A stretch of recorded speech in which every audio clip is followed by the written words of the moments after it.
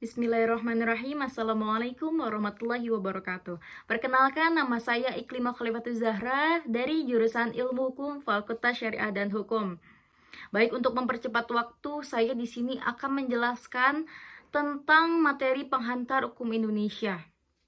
Seperti yang kita ketahui bahwa mata kuliah penghantar hukum Indonesia merupakan salah satu mata kuliah dasar dalam bidang ilmu hukum. Lalu mata kuliah ini wajib nasional yang menghantarkan mahasiswa untuk mengetahui mengenai peristilahan, pengertian, tata hukum Indonesia, dan lain sebagainya. Baik, pada bab selanjutnya saya akan menjelaskan tentang hukum dalam arti tata hukum Indonesia atau hukum positif Indonesia. Yang pertama ada pengertian tata hukum. Tata hukum berasal dari kata dalam bahasa Belanda yaitu rechtsorde, ialah susunan hukum yang artinya memberikan tempat yang sebenarnya kepada hukum.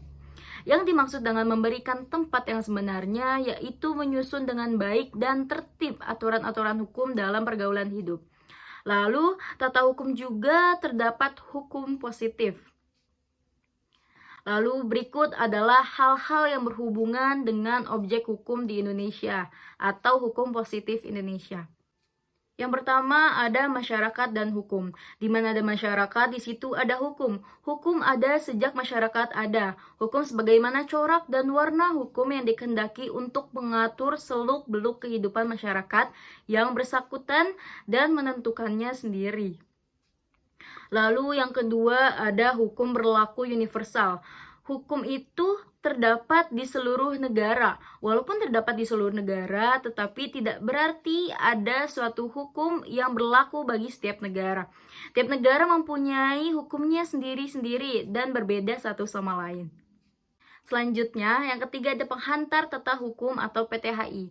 Menurut Sudiman Katrohadiprodjo, yang dimaksud dengan tata hukum di Indonesia itu ialah hukum yang sekarang berlaku di Indonesia atau bisa kita sebut dengan hukum positif. Selanjutnya ada istilah-istilah PHI. Istilah-istilah bagi PHI itu yang pertama ada penghantar tata hukum Indonesia, yang kedua penghantar tata hukum di Indonesia, yang ketiga ada penghantar hukum positif, yang keempat ada hukum positif Indonesia, dan yang terakhir ada penghantar sistem hukum. Lalu selanjutnya ada fungsi dan tujuan PHI. Fungsi utama PHI yaitu memperkenalkan konsep-konsep generalisasi dan teori-teori hukum secara umum yang diperlukan untuk aplikasinya. Selanjutnya, sebagai ilmu yang mengajarkan dan menanamkan dasar-dasar hukum di Indonesia. Lalu, tujuan mempelajari PHI yaitu untuk mengetahui macam-macam hukum di Indonesia, perbuatan apa saja yang diperbolehkan dan perbuatan apa saja yang tidak diperbolehkan, yang bersangkutan dengan kebiasaan yang berlaku di masyarakat. Selanjutnya ada persamaan dan perbedaan PHI dan PIH. Persamaannya yakni keduanya sama-sama berobjekkan tentang hukum.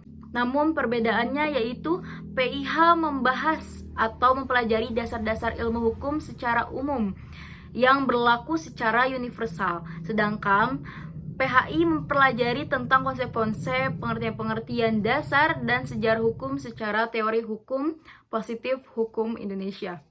Lalu selanjutnya ada konsep survei udara. Mempelajari PHI ibarat survei udara, melihat Taman Mini Indonesia Indah, memperkenalkan pulau-pulau dalam hanya berbentuk luarnya saja, sedangkan masing-masing pulau harus mempelajari secara mendalam. Selanjutnya ada tata hukum di Indonesia atau hukum positif Indonesia. Hukum positif Indonesia yaitu hukum yang sekarang berlaku di Indonesia. Lalu ada historis PIH dan PHI dalam kurikulum ilmu hukum. Diambil dari catatan perkuliahan Profesor Mr. Joko Sutono selaku guru besar pada Fakultas Hukum, Fakultas Ekonomi Universitas Indonesia pada tahun 1950 sampai 1951.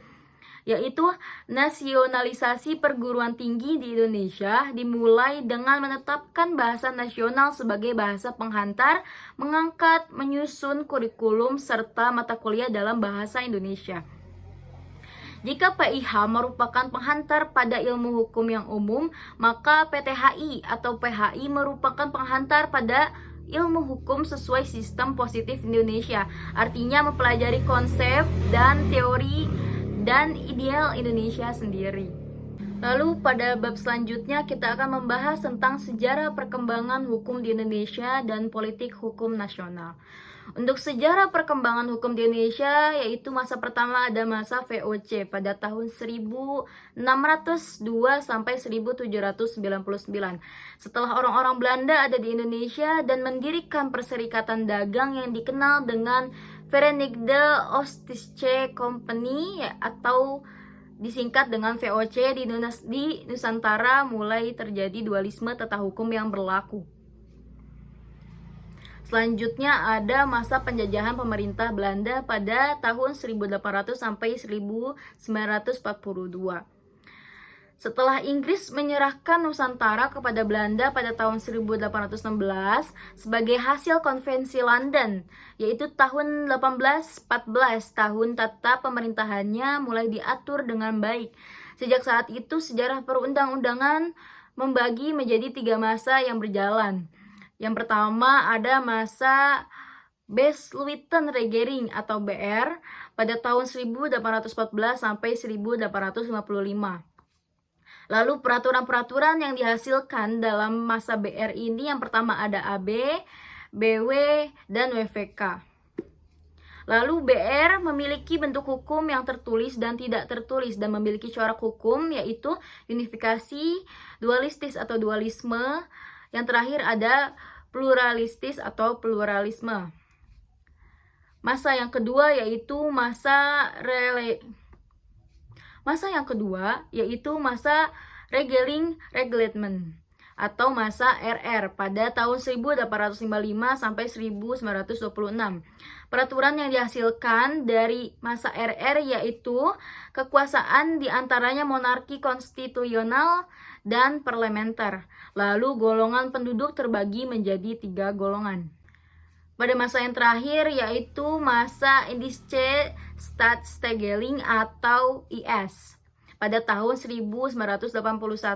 Pada masa ini dibentuk Volksraad atau DPR. Di sini bangsa Indonesia diberi hak untuk turut membuat undang-undang. Lalu RR pada tahun 1855 diubah dan diganti menjadi Indische Staatregering atau IS mulai Januari 1926. Lalu pada masa IS ini ada aturan yang tertuang dalam pasal 131 IS, pasal 131 ayat 2 IS, dan pasal 163 IS. Selanjutnya ada politik hukum nasional. Politik hukum adalah perhatian atau kebijaksanaan tentang sesuatu hal terhadap yang berlaku di negara atau sesuatu jalan untuk memberikan wujud sebenarnya kepada yang dicita-citakan. Politik hukum nasional bertujuan untuk meletakkan dasar-dasar negara Indonesia sebagai negara hukum yang demokratis dan berkeadilan sosial bagi seluruh rakyat Indonesia dan berketuhanan yang Maha Esa. Selanjutnya ada hukum Islam dalam pembinaan hukum nasional di Indonesia. Hukum Islam yang merupakan salah satu komponen tata hukum Indonesia menjadi salah satu sumber bahan baku bagi pembentukan hukum nasional. Selanjutnya ada sumber hukum positif. Tata urutan peraturan perundang-undangan ya ditegaskan bahwa bentuk-bentuk peraturan Republik Indonesia menurut Undang-Undang Dasar 1945 adalah: yang pertama ada Undang-Undang Dasar Republik Indonesia 1945, yang kedua ada Ketetapan MPR, yang ketiga ada UU Perpu, yang keempat ada Peraturan Pemerintah atau PP, yang kelima ada Keputusan Presiden, yang terakhir ada peraturan-peraturan pelaksanaan lainnya. Lalu ada teori Stufenbau atau teori Hans Kelsen. Teori Stufenbau atau teori yang mengenai sistem hukum oleh Hans Kelsen yang menyatakan bahwa sistem hukum merupakan sistem anak tangga dengan kaidah yang berjenjang di mana norma hukum yang paling rendah harus berpegangan pada norma hukum yang lebih tinggi. Baik, beranjak ke bab selanjutnya kita akan membahas tentang pengenalan hukum perdata. Definisi hukum perdata menurut Sudikno Motokusumo menyebutkan bahwa hukum perdata adalah hukum antara perseorangan yang mengatur hak dan kewajiban orang perseorangan satu terhadap yang lainnya, dari dalam hubungan kekeluargaan dan di dalam pergaulan masyarakat yang pelaksanaannya diserahkan masing-masing pihak. Selanjutnya, dasar hukum berlakunya hukum Belanda. Dalam Undang-Undang Dasar 1945, Konstitusi RIS, dan Undang-Undang Dasar Sementara 1950 ada dimulai aturan perihal. Salah satu maksud diadakannya aturan peralihan ini ialah untuk menjadi dasar berlakunya terus peraturan ini, untuk menjadi dasar berlakunya terus perundang-undangan yang ada pada saat undang-undang terus diberlakukan. Selanjutnya ada sejarah terbentuknya Kitab Undang-Undang Hukum Perdata. Yaitu sejarah terbentuknya Kitab Undang-Undang Hukum Perdata juga tidak bisa dipisahkan dengan sejarah terbentuknya Kode Sivil Prancis, yaitu perjalanan sejak dari terbentuknya BW ini berasal dari tahun 50 sebelum Masehi. Setelah penduduk Prancis berakhir oleh pemerintah, dibentuk suatu panitia diketuai oleh Mr. J.M. Kemper dan membuat rencana kodifikasi hukum perdata Belanda dengan menggunakan sumber sebagian besar kode Napoleon, sebagian kecil hukum Belanda kuno. Selanjutnya ada sistematika Kitab Undang-Undang Hukum Perdata. Bila berdasarkan pada KUH Perdata atau Kitab Undang-Undang Hukum Perdata, maka sistematika dari hukum perdata ini terdiri atas buku 1 tentang orang, buku 2 tentang Belanda, buku 3 tentang perikatan, dan keempat tentang pembuktian dana daluarsa. Selanjutnya ada asas-asas dalam hukum perdata, yaitu melindungi HAM pasal 1 KUHP dan pasal 3 KUNS. Setiap orang harus mempunyai nama dan tempat kemudian hukum atau domisili pasal 5 KUHS. Selanjutnya perlindungan kepada orang-orang yang tidak cakap untuk melakukan perbuatan hukum pasal 1333 KUHS. Itu orang yang belum dewasa. Selanjutnya ada orang yang diletakkan di bawah pengampuan. Lalu selanjutnya ada wanita yang bersuami. Selanjutnya ada asas monogami pasal 27 KUH Perdata. Selanjutnya ada penempatan hukum perdata material dalam KUH Perdata. Hukum perdata material umumnya mengatur tentang kepentingan perdata setiap subjek hukum yang mana pengaturannya ada di dalam KUH Perdata, KUHD, dan lainnya. Hukum perdata material yang dimaksud meliputi segala peraturan perundang-undangan yang mengatur kepentingan antar warga, negara, perseorangan satu dengan warga lainnya. Bab selanjutnya kita akan membahas tentang pengenalan hukum adat. Definisi hukum adat menurut Terhar yaitu keseluruhan peraturan-peraturan yang menjelma dalam keputusan-keputusan para fungsionaris hukum yang mempunyai wibawa serta pengaruh dalam pelaksanaannya berlaku dengan serta-merta dan dipatuhi dengan sepenuh hati. Selanjutnya ada bentuk adat. Bentuk adat ada yang berbentuk tertulis dan tidak tertulis. Yang tertulis yakni yang sudah mengenal tulisannya, misalnya perantanan di daerah Suap Raja dan Subak di Bal. Lalu yang tidak tertulis yaitu tumbuh dan hidup di dalam masyarakat yang masih buta huruf dapat diketahui dari keputusan-keputusan para pemimpin persekutuan yang tidak boleh bertentangan dengan kesadaran hukum masyarakat. Selanjutnya ada sifat hukum adat. Yang pertama ada majis religius, yang kedua ada komunal, lalu ada konkret, selanjutnya ada partitivus, yang terakhir ada tunai. Lalu ada teori reception komplekse dari Van Dijk Brecht, menyatakan sebagai berikut. Hukum adat meresepsi keseluruhan hukum agama. Hukum adat, hukum agama kaum Islam dengan hukum Islamnya. Kaum Kristen dengan hukum Kristiannya, kaum Hindu dengan hukum Hindunya. Selanjutnya ada perbedaan hukum adat dan hukum kebiasaan. Asalnya hukum adat adalah berawal dari tradisi nenek moyang bangsa Indonesia yang turun-menurun. Sedangkan hukum kebiasaan berasal dari hukum asing yang diresepsikan ke dalam hukum Indonesia sebagai hukum asli Indonesia. Contohnya sewa menyewa atau fidusia atau sewa beli. Selanjutnya ada dasar hukum berlakunya adat. Ada pada pasal 11 AB, lalu pada pasal 75 3 redaksi lama. Selanjutnya ada pada pasal 104 UUD 1950. Lalu ada pada pasal 2AP Undang-Undang 1945, dan terakhir ada UU nomor 14 tahun 1970 tentang ketentuan pokok-pokok kekuasaan kehakiman. Selanjutnya ada Persekutuan Masyarakat Hukum Adat. Persekutuan hidup masyarakat struktur masyarakat, yaitu kesatuan manusia yang teratur, menetap di suatu daerah tertentu, bersikap kekal, mempunyai aturan-aturan hukum dan penguasaan sendiri, serta kekayaan baik material maupun secara garis besar. Persekutuan hukum adat terbagi menjadi 2 bagian, yaitu berdasarkan pertalian daerah dan teritorial, yaitu wilayah kedaerahan atau tempat tinggal. Selanjutnya kita akan mempelajari tentang pengenalan hukum dagang. Pertama ada definisi hukum dagang. Hukum dagang ialah hukum yang mengatur tingkah laku manusia yang turut melakukan perdagangan untuk memperoleh keuntungan. R. Sukardono mengemukakan bahwa hukum dagang adalah bagian dari hukum perdata pada umumnya, yakni yang mengatur masalah perjanjian dan perikatan yang diatur dalam buku BW.